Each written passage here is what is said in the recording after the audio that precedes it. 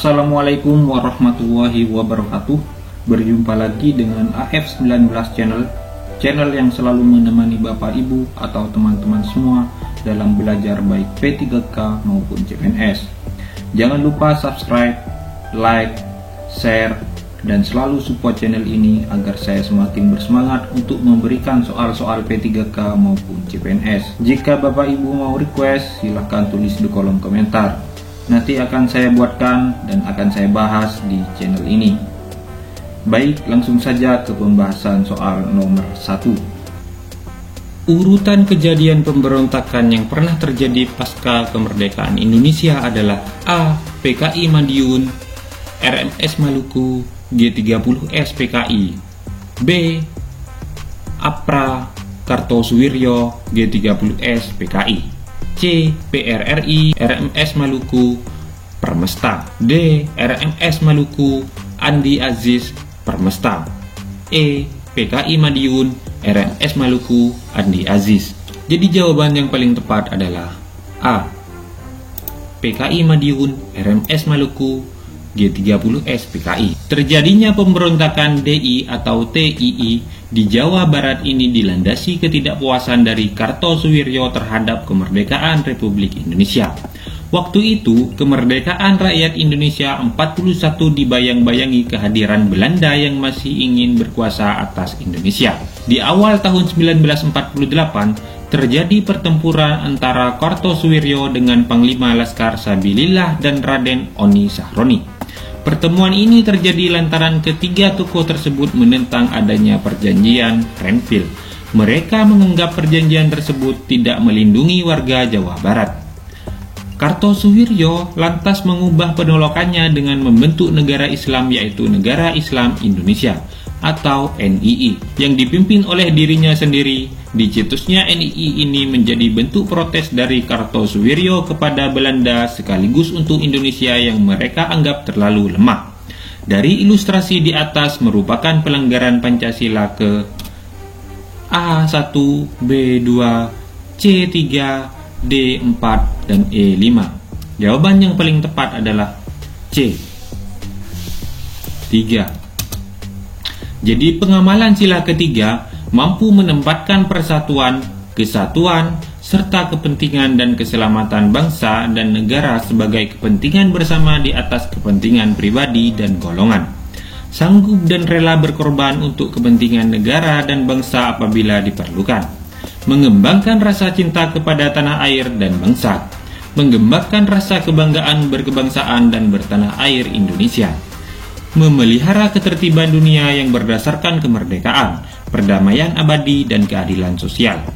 Mengembangkan persatuan Indonesia atas dasar Bhinneka Tunggal Ika. Memajukan pergaulan demi persatuan dan kesatuan bangsa. Soal nomor 4. Kontribusi pemerintah mengenai kesehatan pada alinea keempat. Peran pemerintah terhadap warga negaranya dalam menjalankan pemerintahan salah satunya adalah dengan memberikan pelayanan publik. Salah satu pelayanan publik tersebut adalah pelayanan kesehatan. Sebagai bentuk tanggung jawab pemerintah dalam mewujudkan kesejahteraan masyarakat, yaitu dengan program jaminan kesehatan melalui BPJS Kesehatan. BPJS Kesehatan adalah bagian dari JKN atau Jaminan Kesehatan Nasional, yang merupakan kebijakan pemerintah di bidang kesehatan dan bertujuan mewujudkan terselenggaranya pemberian jaminan kesehatan yang layak bagi seluruh masyarakat Indonesia, khususnya bagi setiap peserta dan atau anggota keluarganya.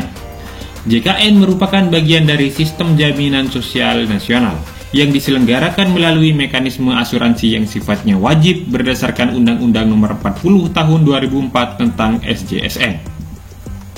Dari teks di atas, program BPJS yang merupakan bentuk jaminan pemerintah terhadap kesehatan warga negara. Hal tersebut sesuai dengan realisasi tujuan negara yang termuat dalam pembukaan UUD 1945, yaitu A. Mencerdaskan kehidupan bangsa. B. Melaksanakan ketertiban dunia. C. Memajukan kesejahteraan umum. D. Keadilan sosial bagi seluruh rakyat. E. Melindungi segenap bangsa. Jadi jawaban yang paling tepat adalah C. Memajukan kesejahteraan umum. Soal nomor 5. Perhatikan grafik berikut ini. Pernyataan yang benar berdasarkan diagram pertumbuhan klaim BPJS di samping adalah: A. Pertumbuhan klaim BPJS tertinggi terjadi pada tahun 2019 dikarenakan banyaknya pengguna klaim yang tak bergaji tapi membutuhkan pengobatan penyakit berbiaya mahal. B. Klaim BPJS tahun 2019 meningkat hampir 3 kali dari klaim BPJS tahun 2014. C. Kenaikan pertumbuhan klaim BPJS tertinggi terjadi pada periode tahun 2015 ke 2016. D. Klaim BPJS terjadi penurunan signifikan antara 2018 ke 2019. E. Tahun 2016 ke tahun 2017 terjadi penurunan klaim BPJS. Jadi jawaban yang paling tepat adalah B. Klaim BPJS tahun 2019 meningkat hampir 3 kali dari klaim BPJS tahun 2014. Jadi yang A yang pasti salah karena di sini harusnya yang tertinggi pada tahun 2015. Kita lihat yang C, yang pasti juga salah karena yang terjadi malah penurunan. Kita lihat yang D, klaim BPJS penurunannya terjadi pada tahun 2015 dan tahun 2016. Dan yang E juga salah. Soal selanjutnya, perhatikan langkah-langkah berikut. Yang pertama, tambahkan tepung terigu dan baking powder ke dalam wadah bergantian dengan minuman soda sedikit demi sedikit sembari terus dikocok. 2. Ayak tepung terigu dengan baking powder. Yang ketiga, masukkan gula pasir, telur ke dalam wadah atau mangkuk kemudian dikocok. Yang 4. Tuang adonan putih pada cetakan lalu tambahkan sedikit adonan coklat. Dan yang kelima, kukus kue selama 20 menit atau hingga mengembang. Dan yang keenam, diamkan pada suhu ruangan selama 5 menit. Lalu lepas kue dari cetakannya, ambil adonan dan masukkan pada wadah lain, lalu tambahkan pasta coklat. Dan yang ketujuh, tambahkan pasta vanila pada adonan satunya. Dan yang kedelapan, siapkan cetakan kue bolu kukus, lapisi dengan kertas kue bolu kukus. Prosedur pembuatan kue bolu yang benar adalah: jawaban yang paling tepat adalah A. 231678845. Terima kasih telah menonton video ini sampai dengan selesai. Semoga Bapak Ibu lolos dan diterima P3K tahun ini.